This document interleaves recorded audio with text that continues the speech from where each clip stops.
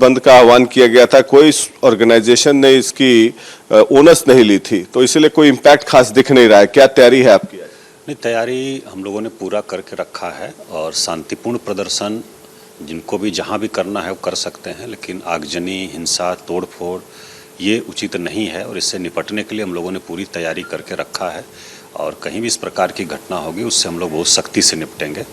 और हम लोगों को भी भारत बंद की कोई अधिकृत सूचना नहीं थी, सोशल मीडिया और अन्य माध्यमों से बस ये संज्ञान में था कि भारत बंद का आह्वान किया गया है, लेकिन हम लोगों ने देखा कि कोई बहुत असर यहाँ नहीं है और तैयारी हम लोगों ने पूरा पुख्ता इंतजाम किया हुआ है। पिछले दिनों हमने जो देखा चंद्रशेखर जी की लोगों ने ट्रेन जला दिया, उपद्रवी जो थे, और कितने एफआईआर हुए हैं पटना जिला में, खासकर बिहार में तो 138 या 140 एफआईआर हुए हैं। और कौन कौन लोग हैं, लोग कोई शिनाख्त हो पाई है कि इन उपद्रवियों के पीछे कौन लोग हैं जो शह दे रहे हैं?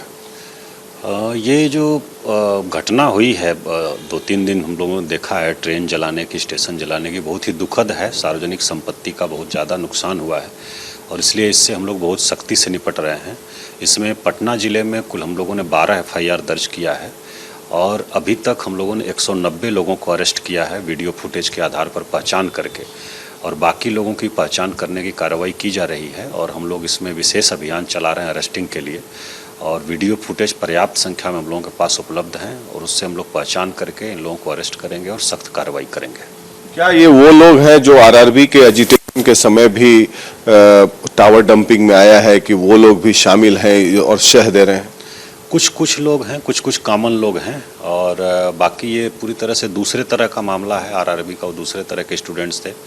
ये मुख्य रूप से जो फिजिकल ट्रेनिंग दे रहे हैं लोग और ले रहे हैं लोग सुबह सुबह उठ करके, उन लोगों का था और कुछ उन लोगों का भी सपोर्ट था जो पिछली बार की घटना में भी शामिल थे। कुछ कोचिंग संचालकों पर भी एफआईआर हुई है, कोचिंग इंस्टीट्यूट ऑनर्स पर एफआईआर हुई है।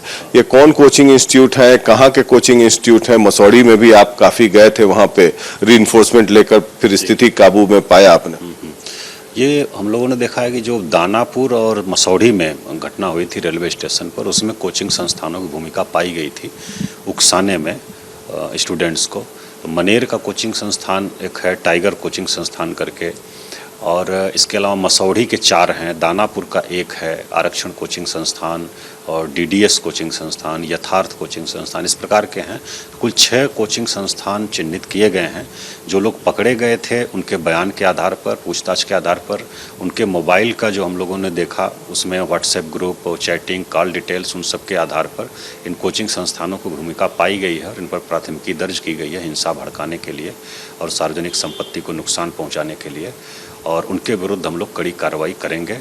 और बाकी लोगों की भी पहचान हम लोग कर रहे हैं। कुछ और कोचिंग संस्थान हैं पटना के, उनको हम लोग रडार पर रखे हैं और उनके विरुद्ध भी कुछ मटेरियल इन लोगों से मिला है जो अरेस्टेड लोग हैं, उसका सत्यापन हम लोग कर रहे हैं और उसमें अगर सही पाया जाता है तो हम लोग इसमें कड़ी कार्रवाई करेंगे। ये कोचिंग इंस्टीट्यूट ऑनर्स जो हैं व्हाट्सएप चैट में किस तरह की बातें लिख रहे हैं और क्या भड़काने की कोशिश कर रहे हैं?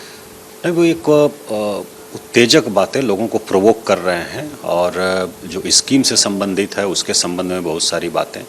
तो विरोध आपका हो सकता है, किसी का भी विरोध हो सकता है, लेकिन वो शांतिपूर्ण होना चाहिए और तर्कपूर्ण होना चाहिए। अनावश्यक रूप से उत्तेजित करके और तोड़फोड़ करवाना और रेलवे स्टेशन पर सार्वजनिक संपत्ति को नुकसान पहुंचाना, आम लोगों को इतनी असुविधा हुई, तो ये कहीं से उचित नहीं है। इस पर हम लोग सख्ती से निपटेंगे। शांतिपूर्ण प्रदर्शन, विरोध प्रदर्शन कोई कहीं भी कर सकता है। तो हो गई कोचिंग इंस्टीट्यूट ऑनर्स पर, कितनी गिरफ्तारियां हुई हैं कोचिंग इंस्टीट्यूट ऑनर्स की? कोचिंग इंस्टीट्यूट ऑनर्स की अभी गिरफ्तारी नहीं हुई है। 190 लोगों की जो लोग इसमें शामिल थे उसकी अभी गिरफ्तारी हुई है।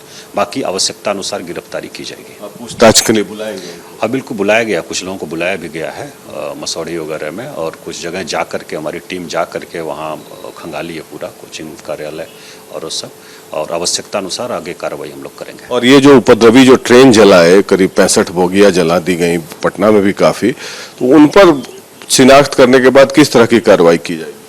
उन पर हम लोग जो कड़ी से कड़ी कार्रवाई है उसको कर रहे हैं और रेलवे से भी हम लोग कंसल्ट कर रहे हैं। रेलवे ने भी अपने जीआरपी थाना में विभिन्न जगहों पर प्राथमिकी दर्ज किया है और उनको भी हम लोग सहयोग कर रहे हैं। जिस प्रकार की कड़ी कार्रवाई वो करना चाहेंगे उसमें हम लोग पूरा सपोर्ट करेंगे।